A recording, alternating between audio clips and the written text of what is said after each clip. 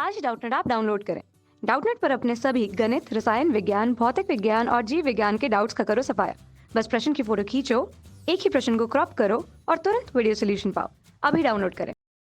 कह रहा है कि यदि सी निर्वात में प्रकाश की चाल हो और म्यू 1 V1 तथा म्यू 2 V2 प्रकाश के दो तरंगों के लिए क्रमशः अपवर्तनांक एवं चाल हो तो कॉलम ए की प्रविष्टियों को कॉलम बी में दिए गए विकल्पों से मिलान करना है हमें। ठीक है, तो पहले हम लोग कॉन्सेप्ट समझ लेते हैं, उसके बाद देखेंगे कि कौन सा जो है कॉलम किसका मिलान किससे होगा। ठीक है, तो हमें कह रहा है कि जो म्यू 2 है वो क्या है, अपवर्तनांक दिया गया। तो देखिए हम एक मान लेते हैं कि हमारी प्रकाश किरण है वो क्या कर रही है, हमारी प्रकाश किरण किसी एक माध्यम से दूसरे माध्यम में जा रही है।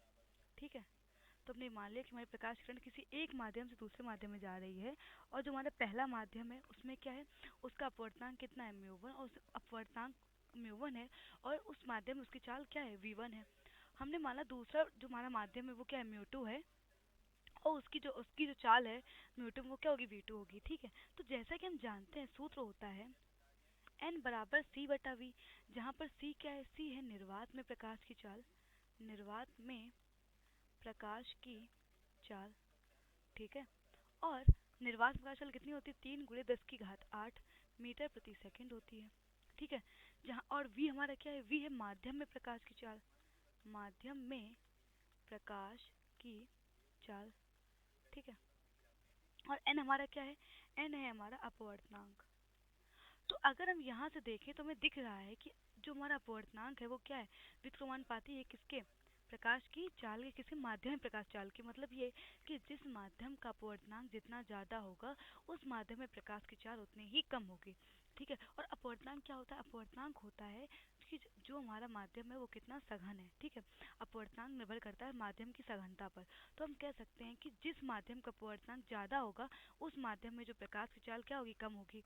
तो देखिए हम मान रहे हैं कि जो हमारा म्यू 1 है वो क्या है, हमारा म्यू 1, तो पहले एक कॉलम में चलते हैं। तो हमारा पहला कॉलम कह रहा है कि mu 1 is greater than mu 2।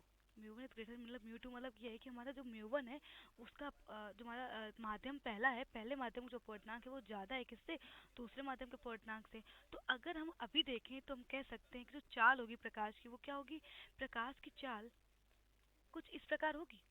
अगर पहले माध्यम का अपवर्तनांक ज़्यादा है तो पहले माध्यम में प्रकाश चाल क्या होगी, कम होगी, और दूसरे माध्यम में जो प्रकाश चाल क्या होगी, ज़्यादा हो जाएगी। क्योंकि दूसरे माध्यम का अपवर्तनांक कम है, मतलब हम कह सकते हैं पहला माध्यम ज़्यादा सघन है तो प्रकाश को चलने में क्या होगा, उतना ज़्यादा समय लग रहा होगा और उसकी चाल कम होगी। ठीक है, तो अब देखते हैं जो पहला कॉलम है उसको वो किससे मिल रहा होगा, म्यू 1 अगर ग्रेटर म्यू 2 है तो क्या होगा, V1 is less than V2।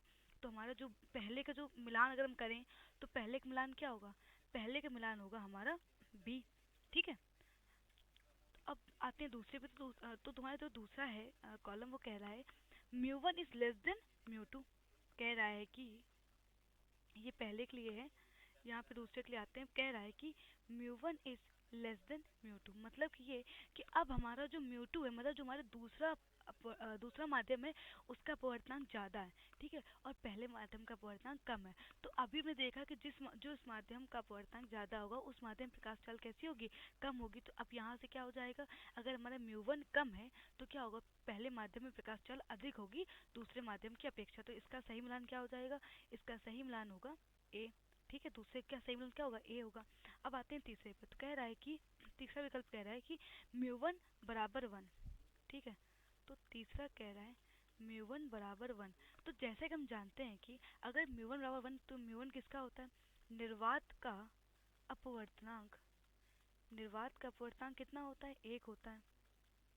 ठीक है, अगर निर्वात का अपवर्तनांक 1 है तो निर्वात में प्रकाश चाल क्या होती है, निर्वात में प्रकाश की चाल होती है, कितनी होती है निर्वात में प्रकाश चाल, C होती है, मतलब 3 × 10⁸ होती है। तो हम कह सकते हैं V बराबर क्या हो जाएगा, C हो जाएगा। ठीक है, तो अब देखिए हमारा जो विकल्प कौन सही होगा, तो तीसरे का विकल्प होगा चौथा।